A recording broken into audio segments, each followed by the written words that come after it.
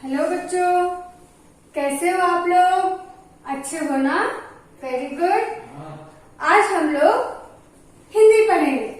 क्या पढ़ने वाले हैं? हिंदी। ठीक है। अच्छा ये बताओ, हिंदी किस किस को पसंद है? पसंद है ना आप लोगों को हिंदी पढ़ना, हिंदी बोलना? मुझे भी बहुत अच्छा लगता है हिंदी। क्यों लगता है पता है? क्योंकि हिंदी जो है एकदम सबसे सिंपल लैंग्वेज है, सबसे साधारण भाषा है। हम हमेशा हिंदी बोलते हैं, हिंदी में बात करते हैं ना हम लोग, तो इसलिए हिंदी हमें आसानी से समझ भी आ जाती है, आती है ना? इसलिए हिंदी सबसे अच्छी भाषा लगती है ना? लगती है? यस। तो हिंदी में आज हम लोग व्याकरण पढ़ेंगे। ठीक है, व्याकरण पढ़ाऊंगी मैं आप लोगों को, व्याकरण के बारे में समझाऊंगी। ठीक है।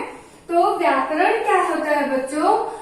कि व्याकरण का जो व्याख्या है वो ये है कि व्याकरण हमें किसी भी भाषा को शुद्ध बोलना, शुद्ध लिखना और शुद्ध समझना सिखाता है। मैं हिंदी की ही बात नहीं कर रही हूँ, आप कोई भी लैंग्वेज ले लीजिए, कोई भी भाषा ले लीजिए, चाहे वो इंग्लिश हो चाहे हिंदी हो, कोई भी हो, व्याकरण के द्वारा ही हम लोग उसे शुद्ध बोलते हैं, शुद्ध लिखते हैं और शुद्ध समझते हैं। समझ में आ गई मेरी बात? Very good. तो व्याकरण में आज हम स्टार्ट कैसे करेंगे? किससे करेंगे? वर्ण से। समझ गए? वर्ण। ठीक है। तो वर्ण क्या होता है कि संरचना की दृष्टि से वर्ण भाषा की लघुतम इकाई है। समझ में आ गया? संरचना, बनावट की दृष्टिकोण से अगर हम देखें तो जो वर्ण है वो भाषा की सबसे लघुतम मीन्स छोटी, सबसे छोटी इकाई है। देखो बच्चों, इस संसार में जितनी भी चीजें हैं सबकी कहीं न कहीं से शुरुआत होती है, स्टार्टिंग होती है, उसका कोई मेजरमेंट होता है। तो वैसे ही भाषा का भी होता है। जैसे कि हम लोग अपने अपने घरों में रहते हैं ना, तो क्या घर ऐसे ही एकदम से तो बन नहीं गया, कहीं से शुरू हुआ होगा, उसकी कोई तो इकाई होगी। तो घर की सबसे छोटी इकाई क्या होती है? उसकी एक ईंट, वो उसकी बेसिक यूनिट होती है, सबसे छोटी इकाई होती है। ठीक है। हम इंसान हैं, हमारा जो बॉडी स्ट्रक्चर है ये एक साथ तो बना नहीं होगा, इसकी भी सबसे छोटी इकाई होती है। और इंसान की बॉडी की सबसे छोटी इकाई क्या होती है? कोशिका, जिसको अंग्रेजी में सेल बोलते हैं। तो उसी तरह से भाषा की भी सबसे छोटी इकाई वर्ण होती है। समझ गए? Very good. फिर वर्ण वह मूल ध्वनि है जिसका विच्छेद नहीं किया जा सकता। वर्ण जो है वो मेन आवाज है, ध्वनि मीन्स आवाज है, जिसको हम डिवाइड नहीं कर सकते। समझ गए? उसको अलग नहीं कर सकते, बांट नहीं सकते। समझ गए? तो वर्ण जो है वो एक ऐसी मूल ध्वनि है जिसका हम विच्छेद नहीं कर सकते हैं। समझ गए? ओके। मूलतः हिंदी वर्णमाला में 52 वर्ण है। हिंदी वर्णमाला में कितने वर्ण हैं? 52 वर्ण है, 52 वर्ण है। ओके। इन्हें 2 भागों में विभाजित किया गया है। उस 52 वर्ण को 2 हिस्से में बांटा गया है, 2 हिस्से में डिवाइड किया गया है, 2 पार्ट में लिखा गया है, 2 हिस्से में। वो कौन कौन सी है? फर्स्ट है स्वर और दूसरा व्यंजन। समझ गए? पहला है स्वर और दूसरा है व्यंजन। वर्ण को 2 पार्ट में डिवाइड किया गया है, स्वर और व्यंजन। समझ गए? तो आज मैं आप लोगों को स्वर समझाऊंगी कि एक्चुअली स्वर होता क्या है। ठीक है। तो बच्चों, हिंदी वर्णमाला में ऐसे वर्ण जो स्वतंत्र होते हैं, जिसके उच्चारण स्वतंत्र रूप से हो। स्वर किसे बोलते हैं? कि स्वर जो होता होता है, स्वतंत्र होता है, उसको किसी सहारे की जरूरत नहीं होती है, किसी की हेल्प नहीं चाहिए। समझ रहे हो? तो उसे हम स्वर बोलते हैं और इसका उच्चारण भी जब हम बोलते हैं तो भी स्वतंत्र रूप से बोलते हैं। समझ गए बच्चों? फिर है स्वर व्यंजन के उच्चारण में सहायक होते हैं। स्वर व्यंजन के उच्चारण में सहायक होते हैं। उच्चारण, प्रोनाउंसिएशन, बोलना। तो स्वर जो है, जो व्यंजन होता है, ये देखो इधर है ना व्यंजन लिखा हुआ, तो इसको बोलने के लिए हमें स्वर की हेल्प लेनी होती है। व्यंजन को बोलने के लिए या लिखने के लिए स्वर की हेल्प चाहिए होती है। स्वर उसकी हेल्प करता है। स्वर को किसी की हेल्प की जरूरत नहीं होती है, वो इंडिपेंडेंट होता है, स्वतंत्र होता है। लेकिन व्यंजन को बोलने और लिखने के लिए स्वर हेल्प करता है। समझ गए इतना? ओके। कुल 11 स्वर होते हैं हिंदी वर्णमाला में। वैसे बहुत सारे लोग बोलते हैं कि 13 स्वर होते हैं, लेकिन मुख्य रूप से 11 ही स्वर होते हैं। क्यों होते हैं मैं आगे एक्सप्लेन करूंगी। ओके, तो वो स्वर कौन कौन से हैं बच्चों? रीड करो मेरे साथ, आप लोग भी बोलो।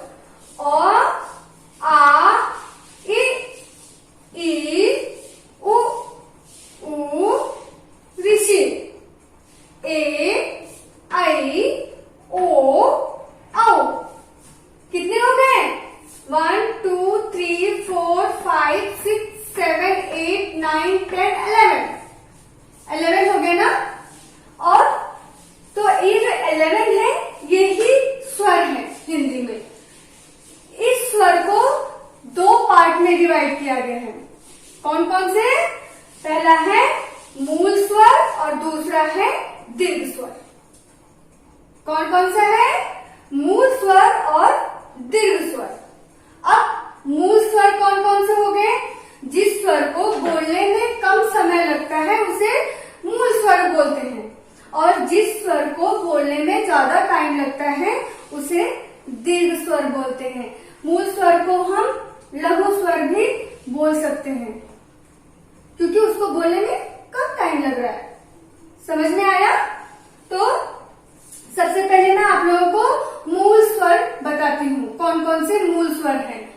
देखो, जिस जिस स्वर को सर्कल किया हुआ है वो मूल स्वर है। देखो, अ, आ, इ, उ और ऋषि, ये जो है क्या है? मूल स्वर है। कितने हैं ये? 1 2 3 4। तो 4 जो होते हैं वो मूल स्वर होते हैं। समझ गया? और दीर्घ स्वर कौन कौन से हैं? आ, ई, उ, ए, आई, ओ, औ। ये दीर्घ स्वर हैं और ये कितने हैं? 7 हैं। 1 2 3 4 5 6 7 है ना? 7। तो ये 7 जो है वो दीर्घ स्वर है। ये देखो, तो दोनों मिला के कितने हो गए? 11। तो कितने स्वर हो गए? 11 स्वर। दीर्घ स्वर और मूल स्वर दोनों मिलाकर के पूरे 11 स्वर होते हैं। ठीक है? अब आप लोग बोलेंगे कि मैम अंग और अह भी होता है। हम लोग स्वर में ही पढ़ते हैं ना, अंग और अह। तो अंग और अह जो है उसे प्लुत स्वर में बांटा गया है। अंग और अह जो होता है वो प्लुत स्वर होता है। समझ गए? तो अंग जो है वो अनुस्वार होता है और अह विसर्ग होता है। समझ गए बच्चों? तो ये स्वर से अलग इसको रखा गया है, अंग और अह को। अंग और अह को जब हम बोलते हैं, उच्चारण करते हैं, तो स्वर से शुरू होकर व्यंजन में खत्म होता है। अंग जब हम लिखेंगे तो आवाज कैसी आ गई? अंग।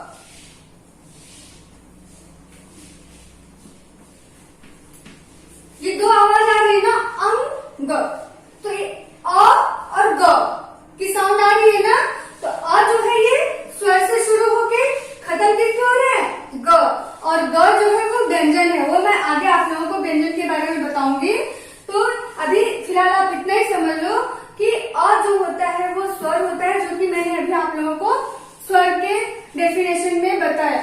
और ग जो होता है व्यंजन होता है, तो स्वर से शुरू होकर व्यंजन पे खत्म हो रहा है ना। और ऐसे ही अह जो है, अह, अ और ह है ना। अ जो है स्वर है और ह व्यंजन है। समझ गए बच्चों। आप देखो इस जो हमने स्वर लिखे हुए, इसमें आपको कहीं पे ग मिल रहा है, ग दिखा? कहीं नहीं है ग। और ह भी कहीं नहीं है। इसका मतलब वो क्या है? व्यंजन है। समझ गए। तो ये जो प्लुत स्वर अं और अह है, वो एक अंग जो है वो अनुस्वार है और अह विसर्ग है। अंग और अह का मूल रूप से जो प्रयोग होता है वो संस्कृत में ज्यादा करके होता है। संस्कृत जो भाषा है उसमें अनुस्वार और विसर्ग का ज्यादा उपयोग किया जाता है। समझ में आया बच्चों? Very good.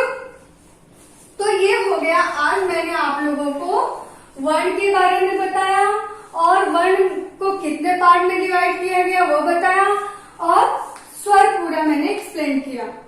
अब स्वर में जो ये मूल स्वर, दीर्घ स्वर और प्लुत स्वर है, ये जब मैं नेक्स्ट टाइम आप लोगों से मिलूंगी तब इसको एक्सप्लेन करूंगी। ठीक है बच्चों।